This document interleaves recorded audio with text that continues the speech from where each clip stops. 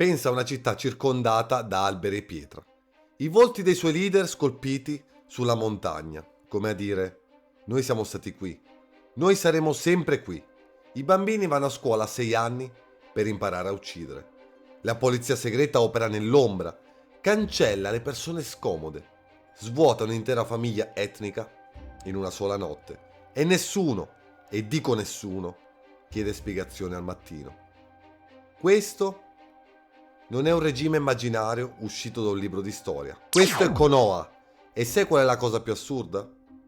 Noi lo guardiamo per anni.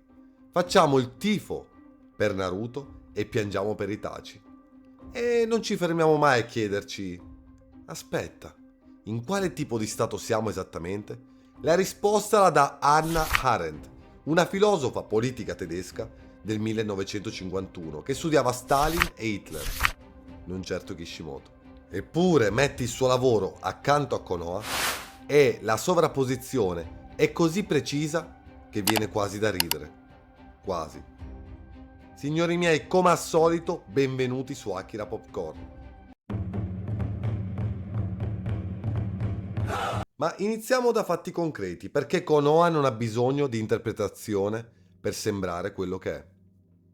Il governo della Foglia è una dittatura militare. L'Hokage è il generale supremo, i ninja sono il suo esercito e il consiglio, che prende le decisioni più importanti, non è mai stato eletto da nessuno. Non esiste opposizione politica, non esiste stampa libera, non esiste un sistema giudiziario indipendente. E questo non è un dettaglio di world building secondario, è la struttura portante di tutto. Poi c'è l'accademia. I bambini entrano a 6 anni? A 6 anni. E quello che l'accademia insegna non è solo come combattere, insegna un'identità completa. Sei un ninja di Konoha, il villaggio viene prima di te, fallire una missione è una vergogna, disubbidire agli ordini è tradimento. Non ti stanno formando come un soldato, ti stanno riformattando come persona. Il risultato lo vedi ovunque nella serie. Ragazzi di 12 anni mandati in missioni che li spezzano psicologicamente. Adulti incapaci di elaborare il lutto perché nessuno gliene ha mai dato il permesso. Un intero mondo in cui il trauma è considerato normale, anzi necessario, perché è la prova che hai servito abbastanza. Ma c'è un livello ancora più esplicito. Naruto stesso, protagonista della storia, è un bambino a cui lo Stato ha sigillato un mostro nel corpo senza il consenso, dal giorno della nascita, e poi l'ha lasciato crescere solo e ostracizzato per garantire che la volpe a 9 code rimanesse sotto controllo. Konoha ha usato un neonato come contenitore per un'arma nucleare e lo chiama a proteggere il villaggio. Sotto tutto questo c'è Root, il livello del sistema che nemmeno il sistema vuole ammettere di avere. Danzo Shimura recluta bambini, cancella sistematicamente ogni loro legame emotivo, attraverso un addestramento brutale, e poi ci mette un sigillo fisico sulla lingua per essere sicuro che non parlino. Il terzo Kage sa che Root esiste, lo lascia fare per decenni. E questo, più di qualsiasi altra cosa, ti dice come funziona davvero il potere a Konoha. Nel 1951, dopo aver visto cosa aveva prodotto il nazismo e cosa stava producendo lo stalinismo, Hannah Arendt pubblica Le origini del totalitarismo, e non è un libro sulla malvagità umana in astratto. È un'analisi chirurgica di come uno Stato normale si trasforma in uno Stato che divora i propri cittadini. E la domanda che Arendt si pone è questa: cosa rende possibile tutto questo? La risposta non è un dittatore cattivo, non è un popolo debole. La risposta è una struttura, un insieme di meccanismi che si rinforzano a vicenda e che, una volta avviati, diventano quasi possibili da fermare dall'interno. Il primo è l'ideologia che chiude la domanda prima che vengano fatte. Non una propaganda generica, un sistema di credenze, possiamo dire, così completo che qualsiasi dubbio sembra già una risposta sbagliata. Poi c'è la polizia segreta, e Arendt insiste su un dettaglio che sembra tecnico, ma non lo è. La polizia segreta nei regimi totalitari usa il terrore in modo imprevedibile. Non colpisce sempre e non colpisce i soliti, ma colpisce a caso.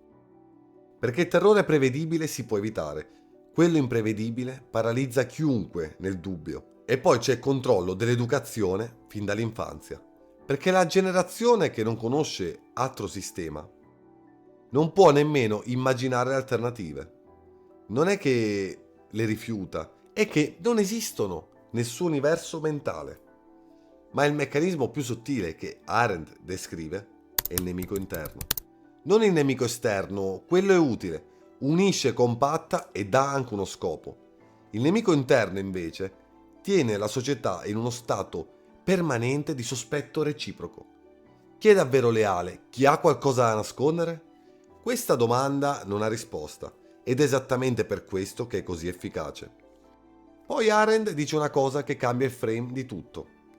Dice che il terrore nei regimi totalitari non è lo strumento del potere, è il fine, perché il terrore isola le persone, distrugge i legami tra individui, rende impossibile la resistenza collettiva.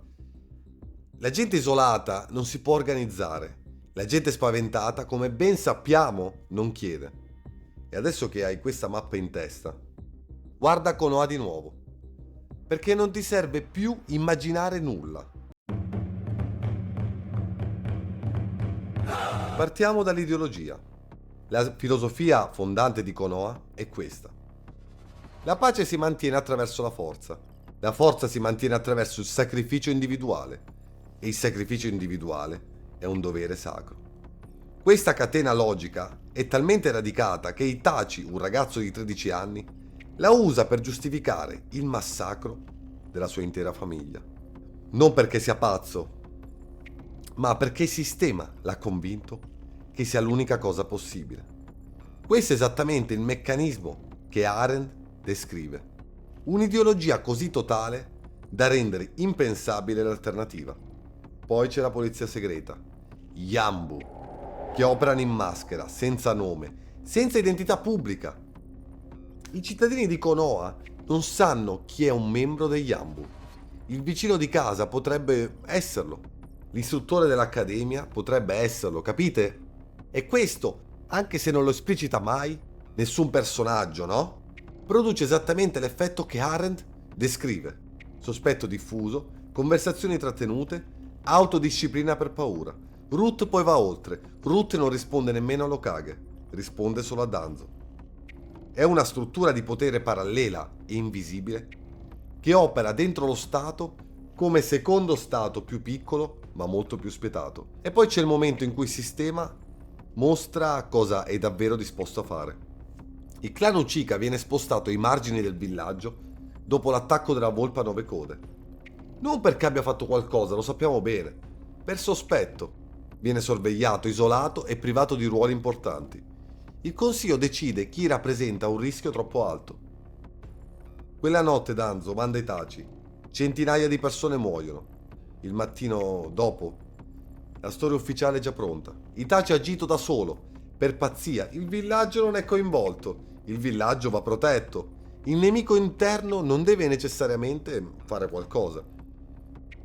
Basta che il sistema abbia bisogno di un nemico. Adesso la domanda che questo video porta con sé è questa. Kishimoto lo sapeva? Non possiamo saperlo con certezza. E non fingerei di sì, sicuramente, lo sapete. Quello che possiamo dire è che le strutture ci sono tutte, no? Le abbiamo viste insieme. Sono canoniche e la serie stessa di Shippuden non le nasconde, anzi le mette al centro di un conflitto narrativo più importante. Pensa a Pain. Nagato non è un villain che vuole distruggere il mondo per cattiveria. Nagato ha una tesi politica precisa. Il ciclo di violenza dei villaggi nascosti non si rompe con la forza. Si rompe solo quando il dolore diventa abbastanza. Abbastanza da essere condiviso per generare empatia reale. È un argomento che un professore di scienze politiche potrebbe portare in aula senza cambiare una virgola. Pensa a Sasuke. Dopo aver scoperto la verità su Itachi, Sasuke non vuole vendicarsi sul singolo, vuole bruciare l'istituzione, vuole eliminare il consiglio, la logica che ha reso possibile quella notte il sistema intero. Anche questo è un argomento politico, non emotivo. E poi c'è Naruto, che sceglie di restare dentro il sistema per cambiarlo, che è esattamente il dilemma che si pone chiunque viva in uno stato che non funziona come dovrebbe. Combatti dall'interno o dall'esterno, cerchi di riformare o di abbattere. Questo non è un tema da manga shonen, questo è il tema centrale della filosofia politica moderna. Kishimoto ha costruito un mondo così coerente nei suoi meccanismi di potere che la teoria politica del XX secolo ci si sovrappone senza forzare nulla, fateci caso.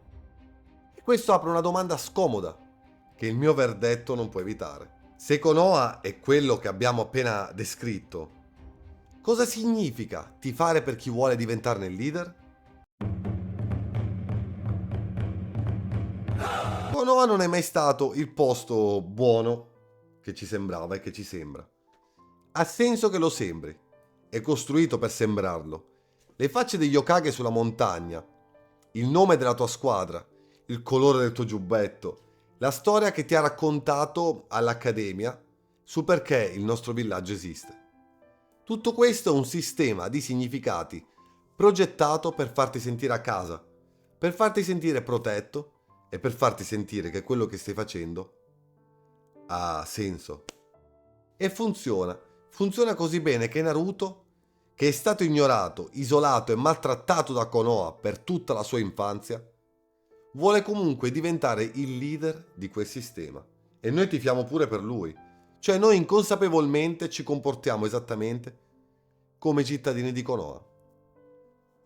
Crediamo nella storia ufficiale perché vogliamo crederci. Hannah Arendt scriveva che il totalitarismo è pericoloso quando non è ovvio, ma quando sembra normale, quando sembra quasi necessario, quando sembra casa. Kishimoto ci ha messo davanti a uno specchio. La domanda è: vogliamo guardarci? Signori miei, benvenuti su Akira Popcorn. Ciao a tutti.